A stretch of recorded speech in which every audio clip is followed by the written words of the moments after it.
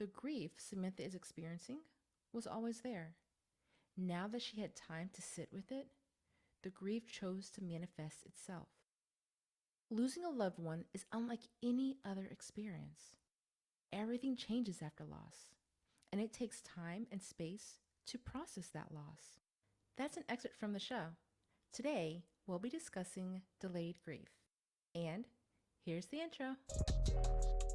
Welcome to Managing My Grief, where it's all about learning to live with grief after experiencing loss. Here's your host, Miss Dilworth. I'm glad you chose to join me for this discussion on delayed grief. As we discuss delayed grief, keep in mind that it's not good or bad. It's a mere way for you to identify what you are experiencing. When you understand what you are experiencing, it can be used as a grounding place, which in itself is gratifying and beneficial. What is delayed grief? Well, the name pretty much gives it away. Delayed grief is when someone experiences grief and mourning at a later time, or it's resurfaced. Grief being the inward reaction, and mourning being the outward manifestation. To learn more about the difference between grief and mourning, click on the Defining Grief and Mourning and Bereavement show. There are several different reasons why delayed grief occurs. Before we get into the list, it's important to recognize that when delayed grief does present itself, it can be challenging to identify the real reason, or what some say, the root cause. To get a better understanding, let's take a look at Samantha. Samantha is a 35-year-old mother of two. Her husband, who was active duty in the military, died 5 years ago while in combat. At the time of his death, she was 30, and their children were 1 and 3. As a stay-at-home mom, Samantha continued her consistent care of her two children. Recently, her youngest, who is now 6, started school, resulting in Samantha being alone for several hours a day. A few months into the school year, she began to randomly burst into tears. She's having dreams about her husband and noticing that she's merely going through the motions of daily activities. It's a struggle for her to be enthusiastic with her children when they report doing something great at school. There are even days when it's a struggle to be motivated to get out of bed. Samantha chats with a few close friends to try to understand this sudden change. Most tell her it's because her youngest is off to school and they encourage her to get a part-time job. Samantha considers their reasoning for the sudden change and takes their advice. Several weeks into work at her new part-time job, she bursts into tears, resulting in her supervisor sending her home. She's distraught because she doesn't understand where these symptoms are coming from. Because Samantha didn't grieve her husband's death, she is now mourning. Samantha's husband died 5 years ago. Does it make sense why it was a challenge for her to identify his death as the root cause of her current mourning? There are different reasons why people experience delayed grief. On griefincommon.com, there's an article called Delayed Grief When Grief Gets Worse, where they share 5 reasons why delayed grief occurs. The first one mentioned is losing a spouse and having children to care for. A great example of that is what Samantha is experiencing.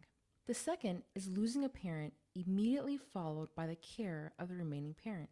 It's a challenge for some to mourn a parent's death when they not only have to take care of their responsibilities in life, but are now responsible for taking care of the remaining parent.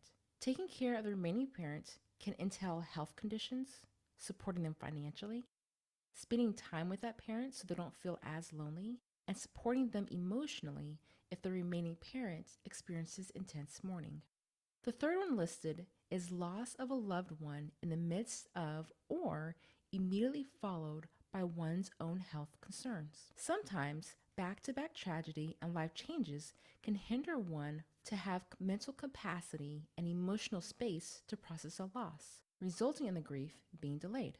The fourth is loss of loved one at a time where other significant events were taking place, such as divorce, loss of a job, or major move. And the last one, which seems to summarize all the above, and including anything missed, is any type of loss where the griever feels it is their responsibility to be the quote-unquote strong one in the family. I had the opportunity to do a workshop several months ago, and I recall one person who identified with this experience. She shared that she had several siblings, and when the father died, she was the one everyone turned to for mental and emotional support. Some of her siblings and mother said that she was the strong one in the family, so naturally, she continued to take on that role. Her father passed away several years ago, and she shared that she still hasn't mourned his death. Grieving isn't linear. If you were to graph it, there is no order. It's unpredictable. Situations can arise resulting in the grief being pushed down, only to arise at a later date. The grief Samantha is experiencing was always there. Now that she had time to sit with it, the grief chose to manifest itself. Losing a loved one is unlike any other experience. Everything changes after loss, and it takes time and space to process that loss. If space isn't given, the grief will lie dormant. You may have heard the phrase, the straw that broke the camel's back. Well, that can be true to grief as well. You can take on so much, then a little thing can happen and the grief comes gushing out, sometimes uncontrollably. I like how this article from griefincommon.com states it. It says, sit with it, realize it, acknowledge it, experience it without judging it. Throw the timeline away and don't worry about how many days, months, or years it has been. Don't let the calendar decide how you should be feeling. Grieve in the way that you weren't able to before. Again, that's from griefincommon.com. It can definitely be challenging to learn how to manage grief. I encourage you to connect to a local mental health therapist to help with guiding and supporting you through this journey. To learn more about grief, click on another show. To attend a grief workshop, go to managingmygrief.net. Have a productive day and live in your greatness.